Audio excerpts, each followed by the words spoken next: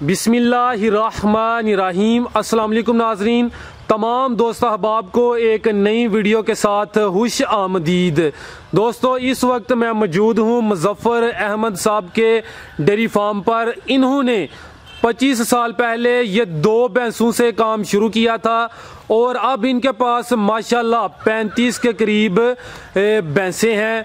तो काफ़ी ज़्यादा तजर्बाकार शख्सियत हैं। आज इनके तजर्बा से फ़ायदा उठाते हुए अहम और ज़रूरी मालूमात आप तक पहुँचाई जाएंगी।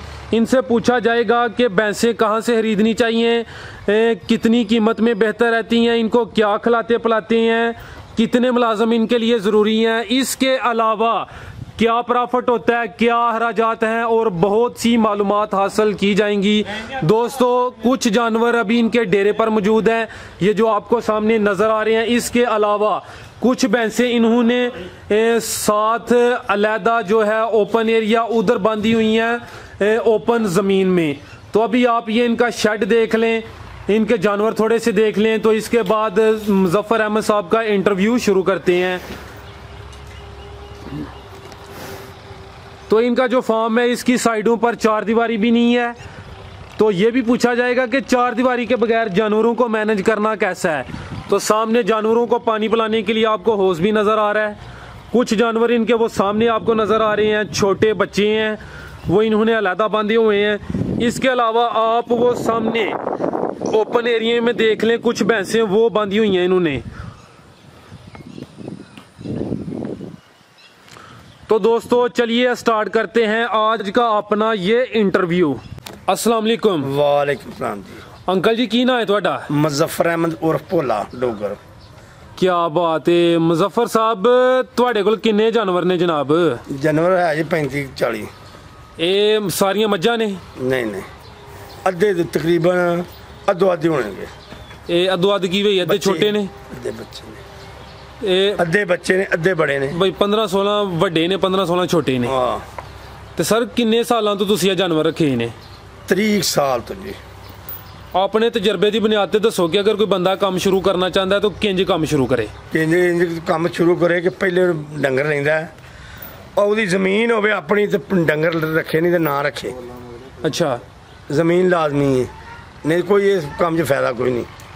ਇਸ ਤੋਂ ਇਲਾਵਾ ਇਸ ਤੋਂ ਇਲਾਵਾ ਇਹ ਕਿ ਜਿਹੜੇ ਇਹਨਾਂ ਦੇ ਬੱਚੇ ਨੇ ਉਹਨਾਂ ਦੀ ਅੱਛੇ ਤਰੀਕੇ ਨਾਲ ਪਰਵਰਿਸ਼ ਕਰੇ, ਉਹਨਾਂ ਨੂੰ ਦੁੱਧ ਛੱਡੀ ਜਾਵੇ, ਕੋਈ ਲੱਪ ਤੇ ਉਹ ਬਚ ਜਾਣ ਤੇ ਉਹ ਕਮਾਈ ਜੇ, ਉਹਨਾਂ ਨੂੰ ਤਿਆਰ ਕਰੇ, ਅੱਗੋਂ ਕੱਟੀਆਂ ਹੋਣ, ਕੱਟੇ ਹੋਣ, ਪਰਵਰਿਸ਼ ਕਰਕੇ ਭਾਵੇਂ ਵੇਚੇ ਤੇ ਭਾਵੇਂ ਅੱਗੋਂ ਫਿਰ ਦੁੱਧ ਚੋਵੇ, ਉਹਨਾਂ ਦਾ ਦੁੱਧ ਸਪਲਾਈ ਪਿਆ ਕਰੇ।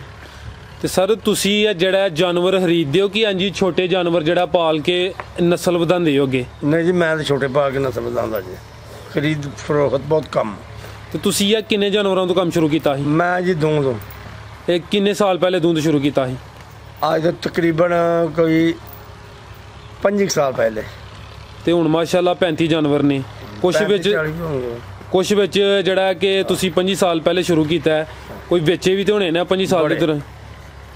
ਇਹ ਜ਼ਿਆਦਾ ਤੁਸੀਂ ਮੱਝਾਂ ਵੇਚਦੇ ਹੋ ਕਿ ਇਹਨਾਂ ਦੇ ਕੱਟੇ ਵੇਚਣ? ਨਹੀਂ ਜੀ, ਕੱਟੇ ਵੇਚਣੇ ਜਵਾਨ ਕਰਕੇ, ਛੋਟੇ ਬੱਚੇ ਨੇ। ਤੇ ਜਿਹੜੀਆਂ ਕੱਟੀਆਂ ਨੇ ਉਹ ਨੇ ਮਨ ਲੱਗਦਾ ਚਾਰੇ ਵੇਚ, ਉਹ ਸੂਕ ਕੇ ਸੂਏ ਚੋਂ ਕੇ 2-4 ਫਿਰ ਵੇਚਣ ਨੂੰ ਕਰ ਵਕਤ। ਅੱਛਾ ਸਰ, ਇਹ ਦੱਸੋ ਕਿ ਤੁਸੀਂ ਕਿਹਾ ਕਿ 2-4 ਸੂਵੇ ਚੁੰਗ ਕੇ ਤੁਸੀਂ ਫਿਰ ਜਿਹੜਾ ਨਾ ਉਹ ਜਾਨਵਰ ਨੂੰ ਵੇਚਦੇ ਹੋ, ਤੇ ਇੱਕ ਮੱਝ ਜਿਹੜਾ ਉਹ ਕਿੰਨੇ ਸੂਵੇ ਸਿੱਧਾ ਸਹੀ ਦੁੱਧ ਦਿੰਦੀ ਹੈ? ਤਕਰੀਬਨ 4 ਸੂਏ ਤੱਕ।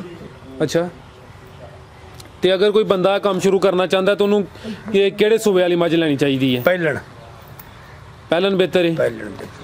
ਅੱਛਾ ਸਰ, ਇਹ ਦੱਸਿਓ ਕਿ ਤੁਸੀਂ ਇਹ ਰੋਜ਼ਾਨਾ ਆਪਣੇ ਜਾਨਵਰਾਂ ਨੂੰ ਕੀ ਖਵਾਉਂਦੇ ਪਿਆਉਂਦੇ ਹੋ? ਕਣਕ ਦਾ ਦਲੀਆ 1.25 ਮਣ, 50 ਕਿਲੋ ਕਣਕ ਦਾ ਦਲੀਆ, 10 ਕਿਲੋ ਕੌੜੀ ਖਾਲ, ਪੱਠੇ ਜਿੰਨੇ ਖਾ ਲੈਣ। ਤੇ ਰੋਜ਼ਾਨਾ ਦਾ ਇੱਕ ਜਾਨਵਰ ਤੇ ਕਿੰਨਾ ਖਰਚਾ ਆ ਜਾਂਦਾ? ਖਰਚਾ ਕਦੇ ਹਿਸਾਬ ਨਹੀਂ ਜਿਹੜਾ ਰੱਖਿਆ। ਅੱਛਾ, ਇਹ ਵੀ ਨਹੀਂ ਕਦੇ ਰੱਖਿਆ ਬੱਚਿਆ ਕੀ ਆ ਜਾਂ ਕੀ ਨਹੀਂ। ਰੱਬ ਟੁੱਕਰ ਦਿੰਦਾ, ਇੱਜ਼ਤ ਦਾ ਦਿੰਦਾ, ਦੁੱਧ ਰੱਬ ਦਿੰਦਾ ਪੀਣ ਨੂੰ ਖੁੱਲਾ, ਤੇ ਅਸੀਂ ਕਹਿੰਦੇ ਅਲਹਮਦੁਲਿਲਾ। ਭਾਈ ਨਫਾ ਬਖਸ਼ ਕੰਮ ਹੈ। ਹਾਂਜੀ। ਤੇ ਸਰ ਇਹ ਕਿੰਨੇ ਮੁਲਾਜ਼ਮ ਰੱਖੇ ਨੇ ਤੁਸੀਂ 35 ਜਾਨਵਰਾਂ ਵਾਸਤੇ? ਬੰਦੇ ਦੀ 2 ਬੰਦੇ, 2 ਪਿਓ ਪੁੱਤਰ ਅਸੀਂ ਆਪੇ। ਵੀ 4 ਬੰਦੇ ਹੋ। ਤੇ ਜਿਹੜੇ 2 ਮੁਲਾਜ਼ਮ ਨੇ ਉਹਨਾਂ ਦੀ ਤਨਖਾਹ ਕਿੰਨੀ ਹੈ? ਉਹਨਾਂ ਤਕਰੀਬਨ ਕੋਈ 20-22 ਹਜ਼ਾਰ ਪੈ ਜਾਂਦੀ ਹੈ।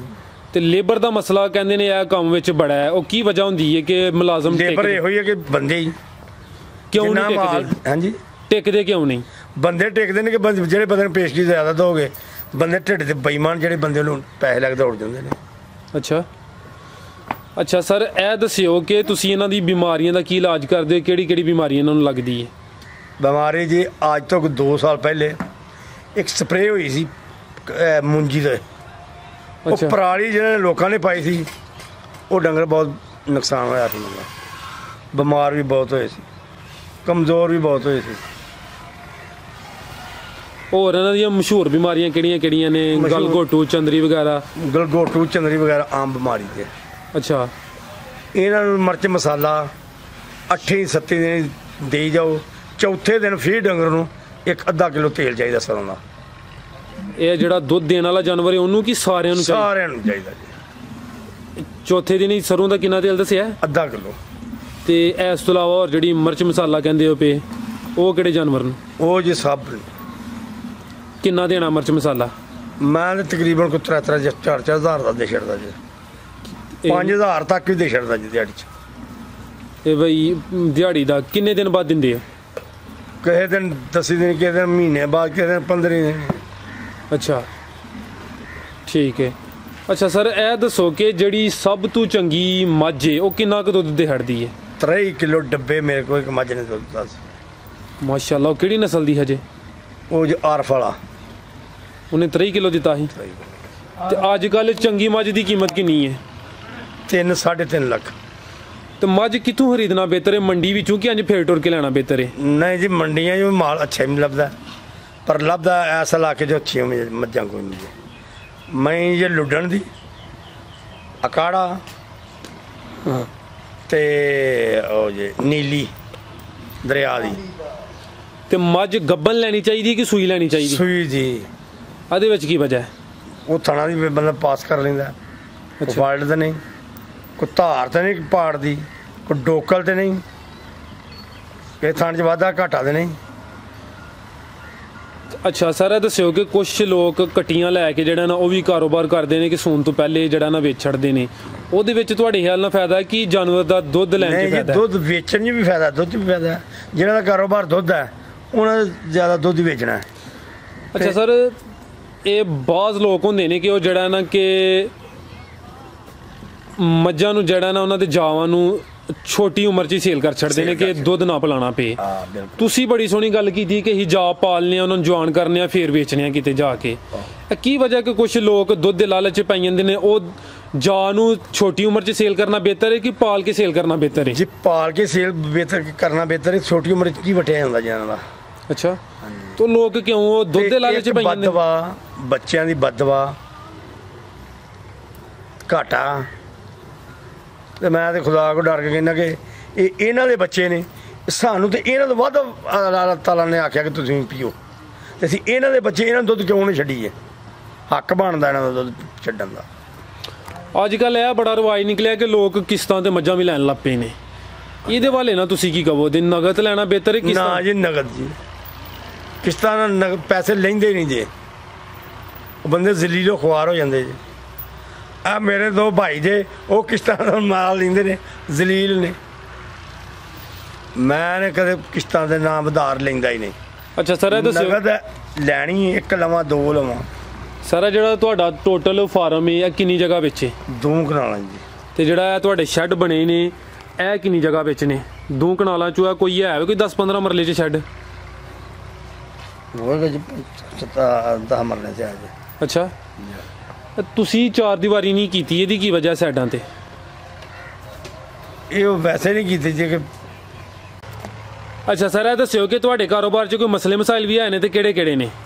ਯਾਰ ਇਹ ਮਸਲ ਮਸਾਲ ਵਾਲੀ ਗੱਲ ਹੀ ਕੋਈ ਨਹੀਂ। ਅੱਛਾ, ਲੇਬਰ ਚਾਰੇ ਵਗੈਰਾ ਦਾ ਕੋਈ ਮਸਲਾ ਨਹੀਂ? ਲੇਬਰ ਜਿਹੜੀ ਇਹ ਤਾਂ ਲਾਜ਼ਮਨ ਜੇ। ਅੱਛਾ, ਜਿਸ ਬੰਦੇ ਦੀ ਜ਼ਮੀਨ ਆਪਣੀ ਨਹੀਂ ਉਹ ਇੱਕ ਕਾਰੋਬਾਰ ਨਾ ਕਰੇ, ਅੱਛਾ, ਉਹ ਫੇਲ ਹੈ।